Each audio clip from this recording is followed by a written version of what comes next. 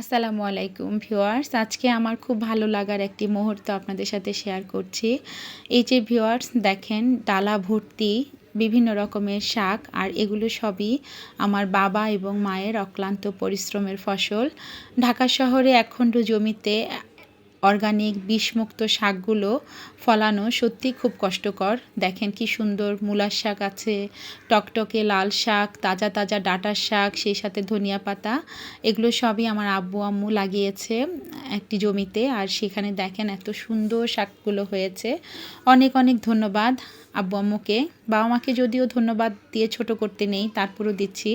অনেক ধন্যবাদ আব্বু আম্মু এই শাকগুলো আমাকে দেওয়ার জন্য। আর সেই সাথে আমার ছোট বোনটিকেও অনেক ধন্যবাদ, এত কষ্ট করে কলেজে আসার পথে আমার জন্য শাকগুলো নিয়ে আসার জন্য। তো সবাই ভালো থাকুক, সুস্থ থাকুক, এই দোয়া করি মহান আল্লাহর দরবারে। আল্লাহ হাফেজ।